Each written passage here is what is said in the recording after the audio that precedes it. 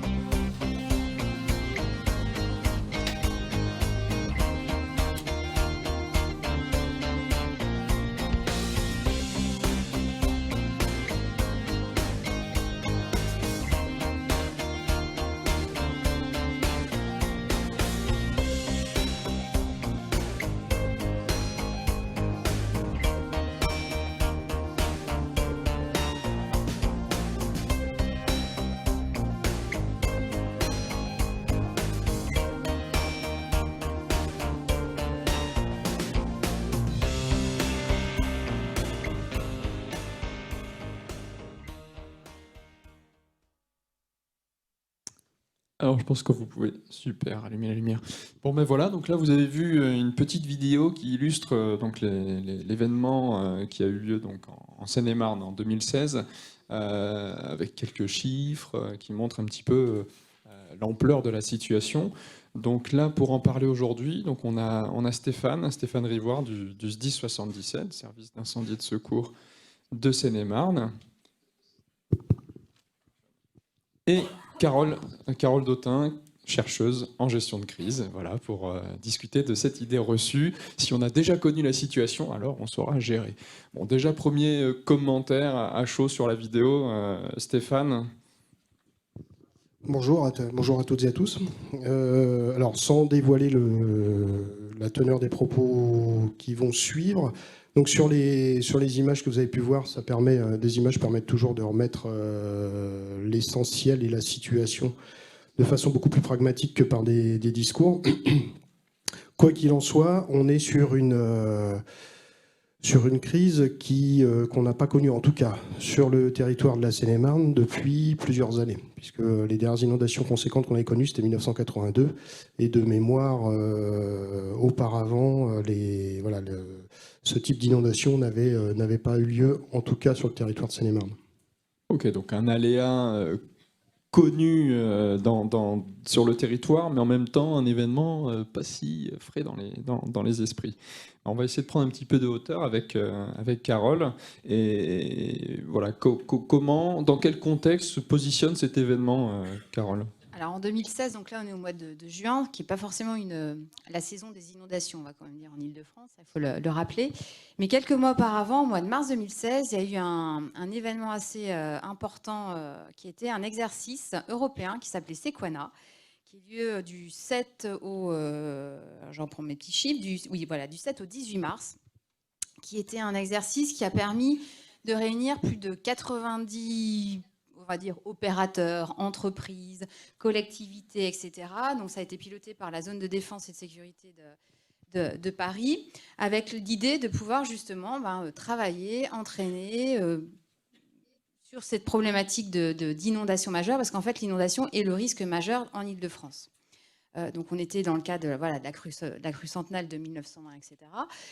Donc cet exercice majeur, mois de mars, je le disais, 90 partenaires, tous les départements de la zone ont été mobilisés, dont le département du 77, avec l'activation de leur COD, etc., pendant la première semaine qui était, on va dire, la montée des eaux, puis la deuxième semaine d'exercice qui était plutôt le travail sur la décrue. Donc ce qui était intéressant, c'est que voilà, on était dans les 3 mois auparavant, dans un côté tourné sur la culture du risque, comment on se prépare collectivement à faire face à une inondation majeure en Ile-de-France, comment on associe la population dans cette phase de prévention, de mobilisation, etc.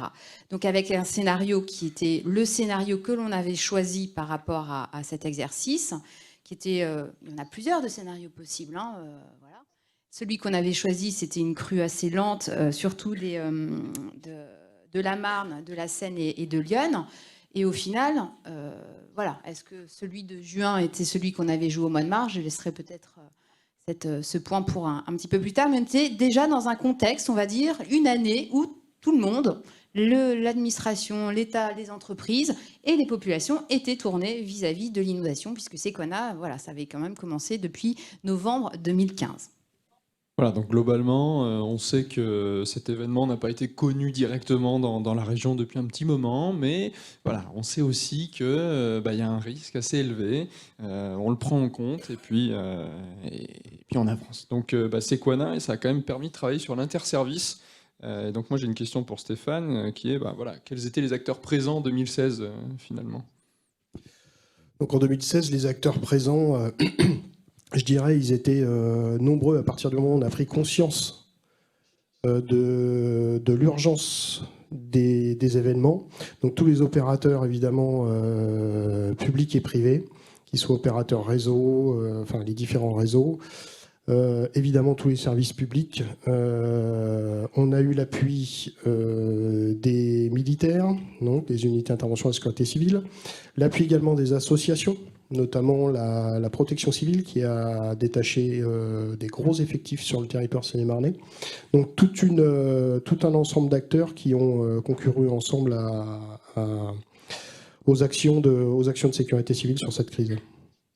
Bon, signaux faibles, signaux forts, on a l'impression qu'on connaît, on ne connaît pas, on ne sait pas. Donc moi, la question que je vous pose, et donc Sylvie va pouvoir la mettre au tableau, à l'écran. Donc si on a déjà connu la situation, on saura la gérer. L'idée reçue. Donc la question, selon vous, qu'est-ce qui a fait crise en 2016? Et donc là, 4 réponses possibles. Alors, je vais vous les lire en même temps. Donc, réponse 1, un scénario d'inondation non prévu. Voilà. Réponse 2, un défaut de coordination entre les acteurs. Réponse 3, l'inadaptation des moyens. Réponse 4, tous ces points. Réponse facile? Pas, je sais pas.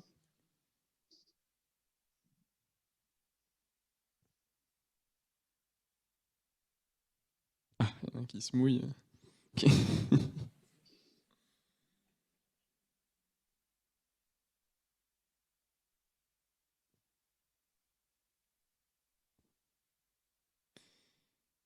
Bon, on voit qu'il y a peut-être un piège derrière cette question et que peut-être que vous prenez la roue de secours tout de suite. Mais bon.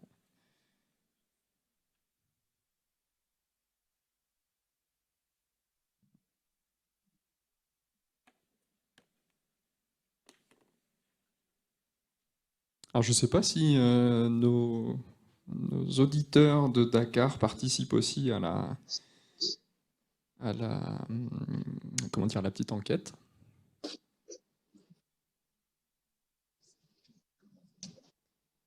Bon, bah donc là, on commence à voir que se dessinent des résultats intéressants. Donc finalement, cette réponse 4, tous ces points, est bon, largement plébiscité. Donc on va peut-être se dire, bon, finalement, on rentre peut-être dans un format de situation qui nous dépasse un peu et qu'on pourrait définir comme une crise. On voit aussi que finalement 15% de vos réponses sont... en fait, est-ce qu'on connaissait bien cette situation? Je sais pas. On va voir ça, tout ça, avec nos deux experts. 20% se positionnent sur la réponse un défaut de coordination entre les acteurs. Possible, hein. Stéphane nous a rappelé qu'il y avait peut-être pas mal d'acteurs cette fois-là. C'est peut-être un peu compliqué. Un peu moins de réponses sur des moyens inadaptés. Bon. Ce que je vous propose, c'est que maintenant on revienne un petit peu dans le détail sur les faits en 2016 et à commencer par finalement quel a été l'aléa, Stéphane? Alors, sur 2016, l'aléa, alors il faut déjà resituer, on n'a pas, en 2016, on n'a pas ou très peu de mémoire collective sur des événements similaires. C'est-à-dire que ce soit au sein des personnels du SDIS, que ce soit au sein des opérateurs, même au sein des municipalités, on trouve quelques anciens qui sont là pour parler d'aléas qui pourraient être à peu près similaires, mais on n'a pas de mémoire collective des événements. Ça, c'est une première chose qui est importante. La deuxième, cet aléa en 2016, qu'est-ce qui fait sa particularité ? En tout cas, alors je fais souvent un zoom sur la Seine-et-Marne parce que je suis issu de la Seine-et-Marne, mais ici, beaucoup de personnes pourraient témoigner des effets sur la zone, évidemment. Hein. Mais en tout cas, bon, déjà, on a une crise qui dure 15 jours, si on compte toute la phase de retour à la normale.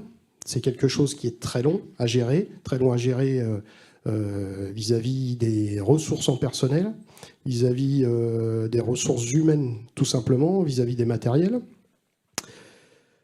On a une inondation qui est répartie sur l'ensemble du territoire. On a, si je puis dire, des sites, des interventions. On est quasiment en configuration de multisites pour les inondations, avec toutes les difficultés que ça peut impliquer. Et on est surpris au départ parce que on rencontre des difficultés. Les premières inondations, finalement, se font connaître sur des rues, sur des petites rivières qu'on n'avait pas identifiées comme étant potentiellement inondables, comme étant potentiellement facteurs de débordement. Donc, on intervient dans des secteurs où, finalement, on n'a jamais anticipé un phénomène d'inondation possible.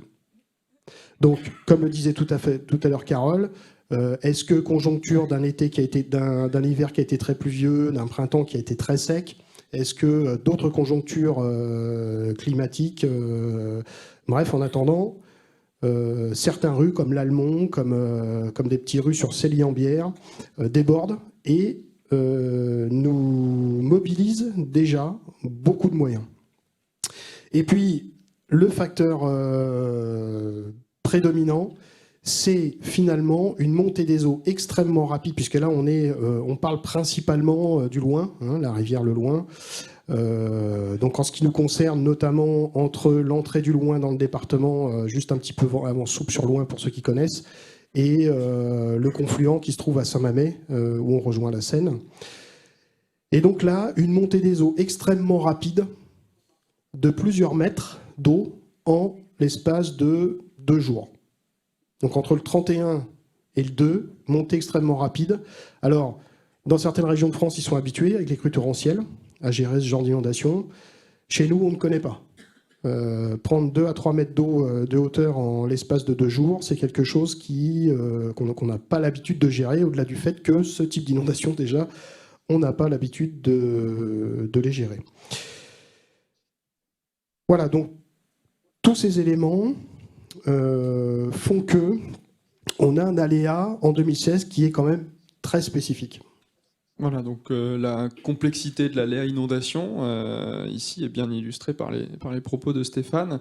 On est dans une région où l'aléa inondation est plutôt de style crue lente, l'hiver. Et puis là, finalement, on se retrouve à une période, on s'y attendait pas. Et puis, on ne savait pas non plus ce qui allait se passer. Donc, bien qu'on soit sur une région où il y a des plans particuliers de risque d'inondation, il y a des dispositions particulières dans le dispositif Orsec qui permettent de répondre à ce type d'aléa, aléa inondation, mais est-ce qu'il est bien caractérisé ? Autre question à poser, est-ce que vous avez vu apparaître des problèmes organisationnels ? Donc pour l'organisation, l'organisation est toujours liée à l'événement. Là, en l'occurrence, on essaye d'adapter l'organisation, même lorsqu'elle est prévisionnelle, à l'événement. Là, ce qu'il faut comprendre dans le contexte, c'est que sur les premiers jours de l'événement, on est en vigilance, mais on n'est pas en alerte. Alors, on peut discuter les termes que je viens d'employer, ça peut faire l'objet d'un débat, mais on est en vigilance. Il faut rappeler qu'on est en vigilance jaune, pluie inondation, jusqu'au 31, où on passe successivement en orange et en rouge. Et donc, on intervient à ce moment-là sur différents sites du département, mais sur des événements type des caves qui sont inondées, des événements qui ne mettent pas en danger la vie humaine. Donc, on répartit déjà des matériels et des personnels à droite, à gauche, parce qu'on n'a pas conscience à ce moment-là de ce qu'on va vivre 2 jours plus tard.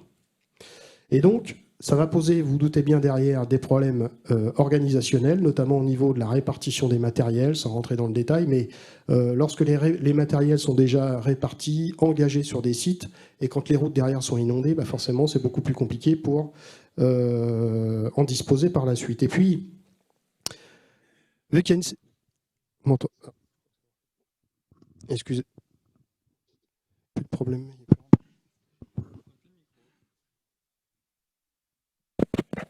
Allô ?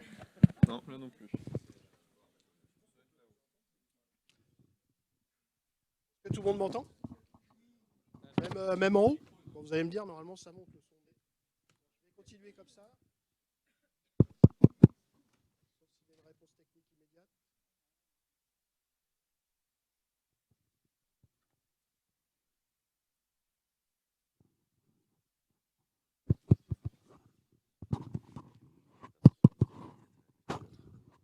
Est-ce que...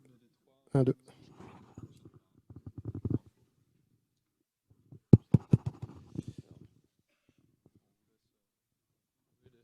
Bon, je vais me permettre de continuer comme ça, je vais parler un petit peu fort. Du fait que finalement cet aléa tend à quelque part à nous alerter fondamentalement, toutes les structures, qu'elles soient des structures de commandement, qu'elles soient des structures multisectorielles, voire communales, c'est-à-dire toutes les réunions interservices, finalement les permettent de prendre conscience et d'anticiper, par l'anticipation, pas dans l'immédiat. Et au moment de la montée brutale des eaux, forcément un problème organisationnel, parce qu'on n'est pas préparé comme on le devrait.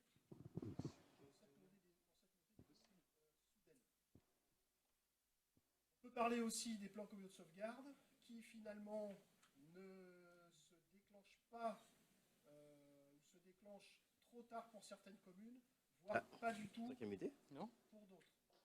Pas du tout pour diverses raisons. Mais tous ces problèmes-là font que... Merci, ça va m'économiser la voix. Tous ces problèmes-là font que on a des composantes organisationnelles à caler, à régler, en plus de la crise à gérer. Et donc là, Stéphane, tu as parlé un petit peu de matériel hein, dans le cadre des services, de tous ces services qui ont été impliqués. Alors moi, j'ai quand même cette question, aléas complexes, inattendus, on ne savait pas trop ce que c'était, nouveaux services. Est-ce que les moyens, le matériel étaient adaptés? Alors je dirais que comme l'aléa a été soudain, on s'est retrouvé à un moment donné, la gestion de la crise, à avoir besoin de matériel et surtout de personnel formé à des techniques spécifiques. On a besoin de personnel formé en masse pour pouvoir procéder notamment à l'évacuation de la population qui n'a pas pu ou qui n'a pas voulu, on en reviendra tout à l'heure, évacuer les habitations. Les matériels... Ça reste quelque chose d'important. On n'a pas connu d'inondation depuis très longtemps. On a des matériels qui, certains sont très adaptés, très efficaces, mais pas forcément assez nombreux, et d'autres qui ne sont pas tout à fait efficaces parce que pas faits pour naviguer sur des faibles hauteurs d'eau, ou des moteurs qui ne sont pas adaptés à des courants qui sont finalement assez forts dans les rues, puisque quand il y a des étroitures, eh ben, le courant, l'eau qui s'infiltre, a une force assez impressionnante et les moteurs ne sont pas assez puissants. Bref, on est confronté à des problèmes pragmatiques qu'on n'avait pas anticipés parce qu'on n'a jamais connu, parce qu'on n'a jamais vécu le phénomène auparavant. Merci. Donc là, on était très terre à terre hein, sur le terrain. Là, je propose qu'on prenne un petit peu de hauteur et qu'on utilise les connaissances de Carole pour voir s'il y aurait pas des concepts, des théories issues des travaux de recherche qui pourraient nous aider à illustrer cet événement. Très modestement apporter un petit éclairage sur ça. Donc si on part de la question, on a déjà connu, voilà, ça nous fait partie de la référence à la connaissance. Et cette connaissance, pour tout acteur, qu'il soit de terrain, ou une population, ou même un décideur, elle va être à la fois théorique, mais également pratique. Donc on va dire la théorie, c'est assez facile, on va se former, on va lire des choses, on va échanger. Bon, on peut avoir une certaine connaissance très théorique par rapport à un phénomène. Elle peut être apportée aussi par des aspects très historiques que l'on peut avoir sur un territoire. Là, on a vu dans le film, il y avait des échelles de crues, il y avait certains repères qui permettaient peut-être d'entretenir une certaine mémoire, mais ce que disait Stéphane, c'est que personne n'avait connaissance, n'avait vécu de manière très pratico-pratique cet événement. Donc la connaissance, on va l'avoir à la fois d'un point de vue très théorique, mais également par le côté pratique. C'est comme quand on apprend à faire du vélo, on va apprendre la théorie, mais il faut quand même passer par l'étape de je vais pousser sur mes pédales. Mais cette connaissance pratique, on va pouvoir l'acquérir par de l'expérience, par de la formation, par de l'entraînement. On a un petit peu parlé sur la première table ronde. Mais la question que j'ai aussi envie de poser, alors on ne va pas faire un test, mais c'est important de s'entraîner, c'est important de passer ce côté pratique, parce qu'heureusement, on n'a pas des situations de crise au quotidien. Et l'idée, c'est que pour acquérir quand même cette expérience d'une situation de crise, il va quand même falloir le faire par un entraînement, par des exercices. Mais est-ce que l'on fait des bons exercices? Est-ce que les scénarios que l'on propose dans des exercices sont des scénarios qui prennent en compte l'ensemble des dimensions d'une situation de crise? Donc ça, c'est aussi une question qu'on lance et qui est une réflexion à avoir, c'est comment on entraîne? Est-ce qu'on entraîne sur du réel? Est-ce qu'on est sur du simulé 100%? Voilà. Il y a plein de choses qui est liées à la manière dont on va entraîner et exercer, au sens de l'exercice, les différents acteurs. Donc ça, c'est un premier point. Donc ça, j'allais dire le niveau un peu individuel, parce qu'il y a plusieurs lectures à avoir dans la connaissance. Je connais, donc je sais gérer. cette connaissance individuelle de à quoi je suis confrontée, donc est-ce que j'ai les moyens pratiques, la ressource interne pour pouvoir faire face, donc cette capacité à se mobiliser par rapport à un phénomène. Ça fait partie aussi de sa capacité aussi à analyser une situation. Parce qu'au final, c'est quoi la crise dedans? Est-ce que c'est seulement l'aléa? Est-ce qu'il y a une partie organisationnelle? Est-ce qu'on a pris en compte le contexte, le moment? Est-ce qu'on a pris en compte l'aspect de communication, les aspects humains, les aspects organisationnels, etc. Donc il y a aussi la capacité de l'individu, à un moment donné, de se dire mais à quoi je suis confronté? Quelle est la situation en présence pour que je puisse au moins m'adapter si je ne l'ai pas connue? Et puis il y a un deuxième niveau qui est le niveau collectif. On va se dire, oui, collectivement, on va savoir faire parce que, on sait toujours faire, c'est notre côté un peu français de savoir faire. Mais cette connaissance du collectif, elle est à la fois dans la connaissance de l'autre. Stéphane parlait de l'interservice, de l'interministérialité, qui est un des leviers pour pouvoir agir en situation, qui est je connais l'autre. Mais je connais l'autre pas seulement je t'ai déjà vu lors d'une réunion, c'est je connais l'autre dans sa capacité d'action, dans ce qu'il est capable de faire, dans ce qu'il a besoin pour pouvoir faire, et ce, de manière coordonnée. Donc c'était vraiment une connaissance poussée de l'acteur. Donc ça, c'est un premier point qui dit que du coup, on pourrait peut-être arriver on se connaît, donc on peut arriver à savoir gérer ce point-là. Mais au final, on va prendre la deuxième facette de la question, c'est que au final, non, on ne sait pas, donc on ne peut pas faire face.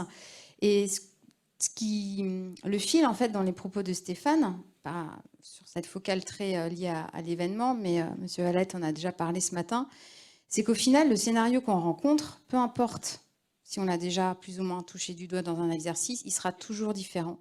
Parce que la réalité des faits diffère toujours de ce que l'on a pu prévoir, que ce soit dans un plan, que ce soit dans un exercice.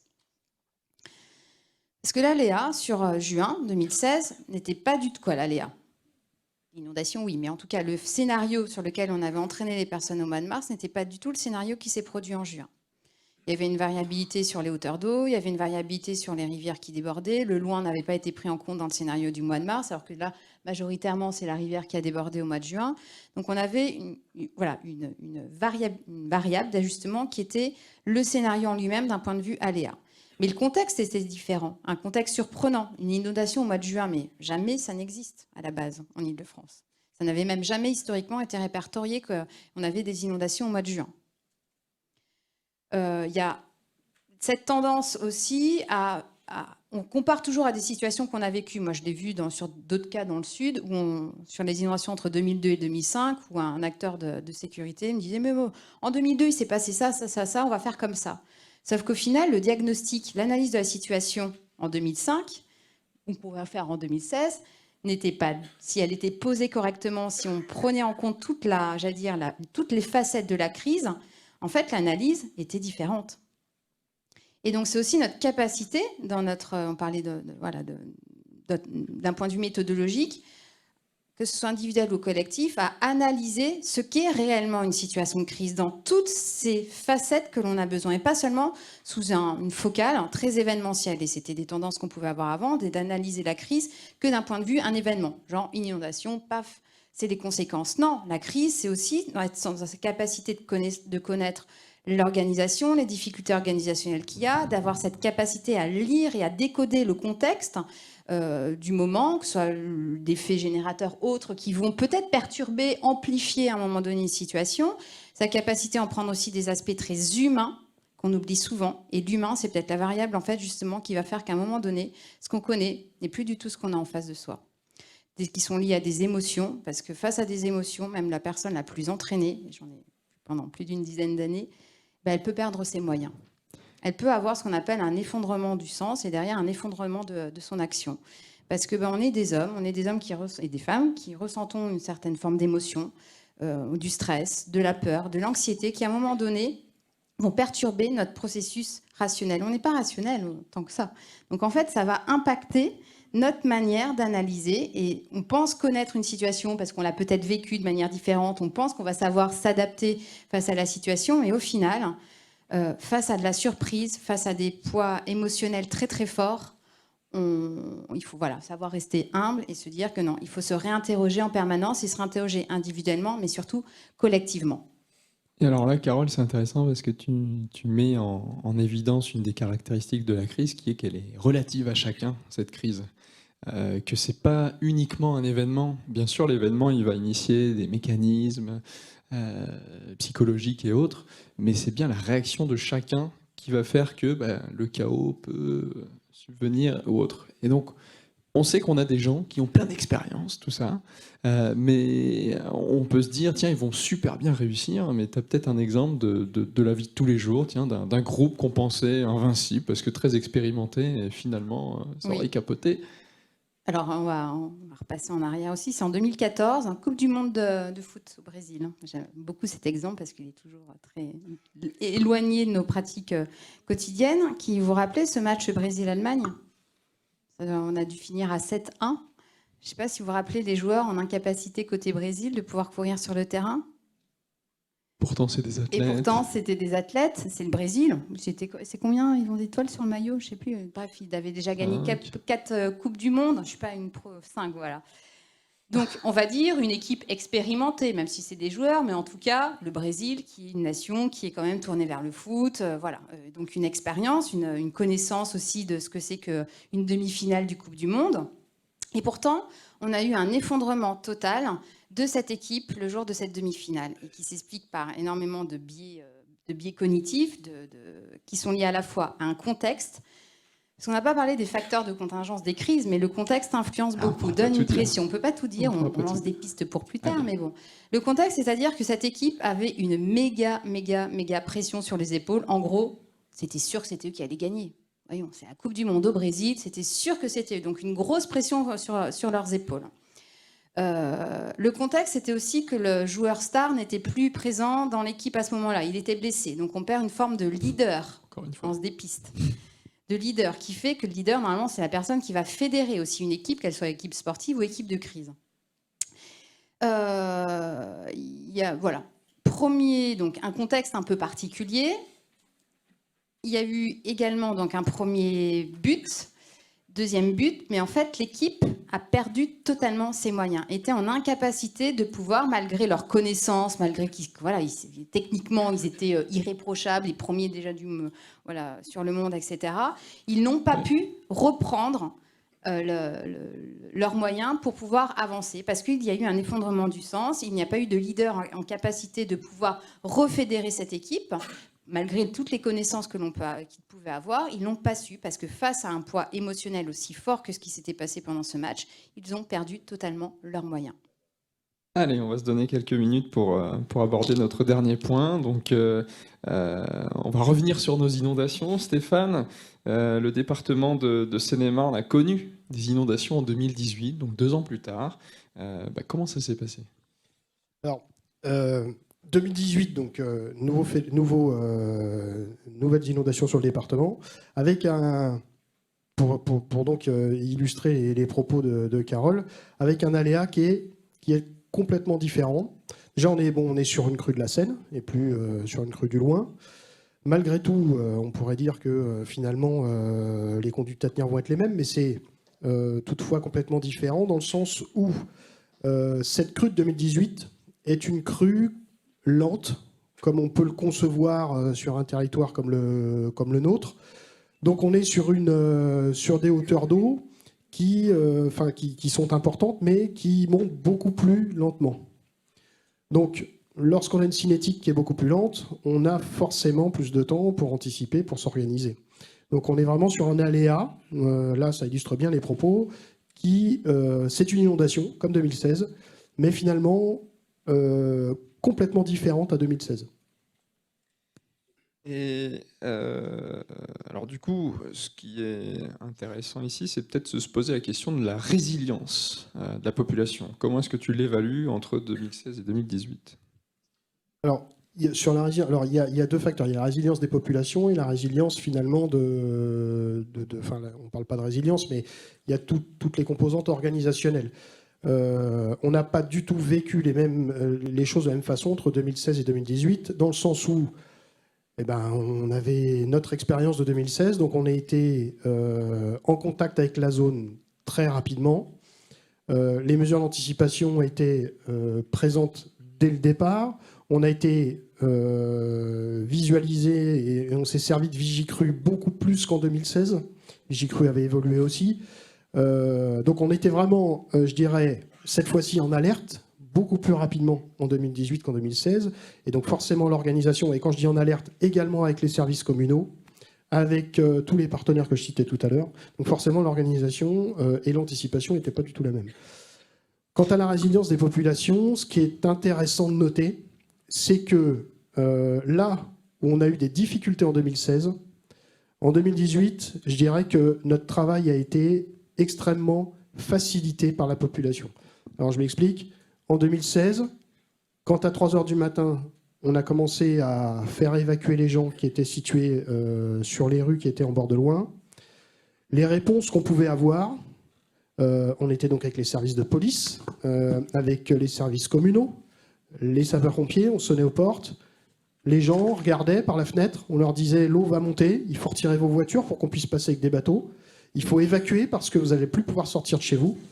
Et ben les gens nous regardaient, nous disaient, et notamment les anciens, entre guillemets, si vous me permettez cette expression, et qui nous disaient, moi ça fait 60 ans que je suis là, l'eau à ce niveau-là, je l'ai déjà vue 10 fois, c'est pas près d'arriver.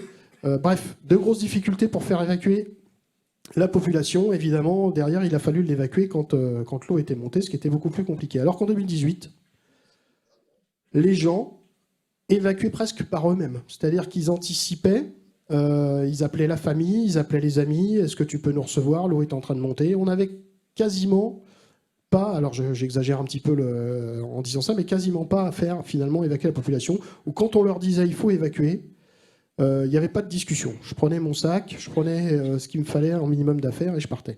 Je peux vous donner d'autres exemples. Les gens coupaient le gaz, coupaient l'électricité d'eux-mêmes. Les gens fabriquaient eux-mêmes leurs passerelles en anticipation au sec pour pouvoir marcher. Comme ça se faisait, comme on voit les photos sur les crues de 1900. Les personnes vulnérables faisaient le 1812 pour se faire connaître. J'habite à tel endroit. Je suis dialysé, je suis sur un traitement lourd, je suis équipé avec une machine particulière, il va falloir venir me chercher. Alors qu'en 2016, finalement, on a subi toutes ces évacuations lourdes et complexes alors que l'eau était présente. En 2018, donc on s'aperçoit bien que le facteur expérience, acculturation est extrêmement important. Voilà, c'est ce que j'allais poser comme question juste pour terminer, 30 secondes à Carole. Voilà, le concept de culture du risque, est-ce que ça ne devient pas un facteur de résilience ? Bien sûr que oui, j'allais terminer par 3 mots-clés qui sont autour d'expérience, tirer les leçons. Ils ont tiré les leçons pour pouvoir avoir cette connaissance justement et s'améliorer.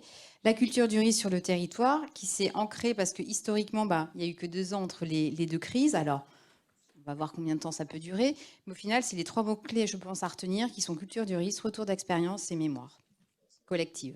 Et alors, avant de passer la parole à nos camarades qui suivent, peut-être dernier commentaire sur le fait que finalement, si on connaît la situation, on saura la gérer. Ici, on s'est rendu compte que la situation, on pensait la connaître, mais on ne la connaissait pas. Donc, moralité, il est important de pouvoir bien définir la situation dans laquelle on vit et savoir est-ce qu'on a les signaux faibles, voire forts, d'une situation de non-maîtrise, et donc qu'on pourrait appeler de crise derrière, pour pouvoir derrière s'adapter au mieux possible. Voilà, je vous remercie. Pas si... Enfin, nous vous remercions. Petite question ? Oui. Si. Donc nos camarades au Sénégal, si vous avez des questions, n'hésitez pas, on est là.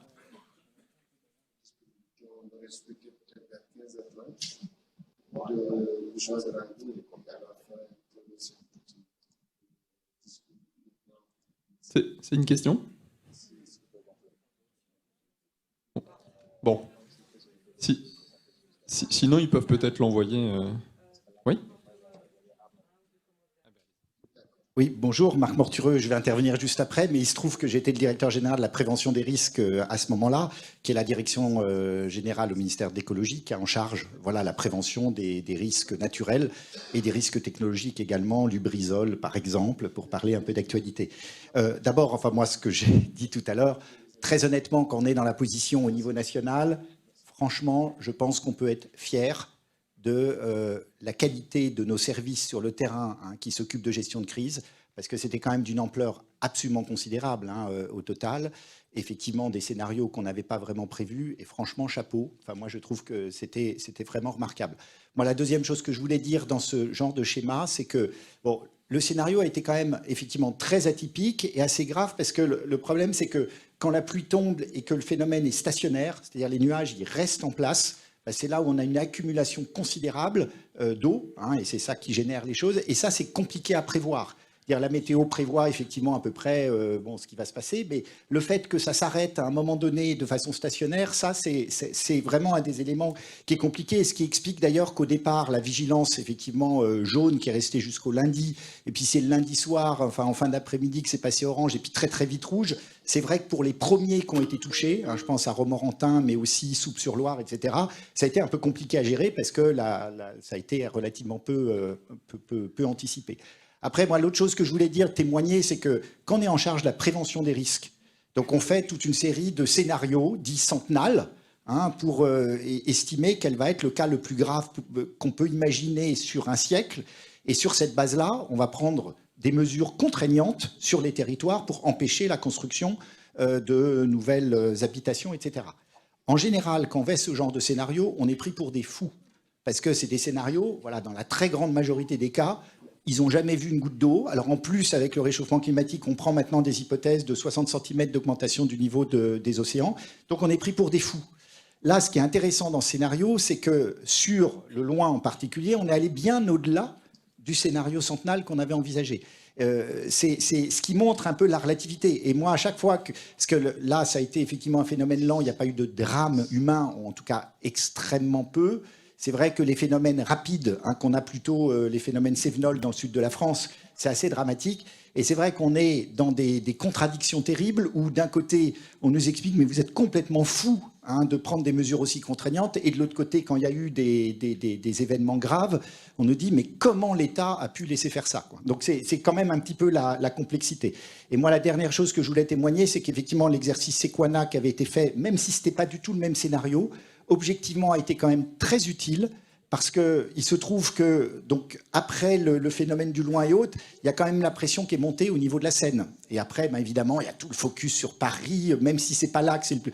Bon, et il se trouve, pas de bol, le vendredi, quand on est arrivé pas très très loin du pic, il se trouve que le seul capteur qu'il y a d'ailleurs dans Paris Intramuros a dysfonctionné. Et brutalement, le vendredi matin, on s'aperçoit que les mesures qui étaient données n'étaient pas les bonnes, c'était 30 cm de plus. Donc, panique totale.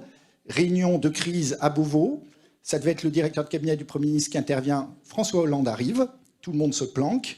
Donc j'ai eu droit à exposer un petit peu quelles étaient un peu les prévisions.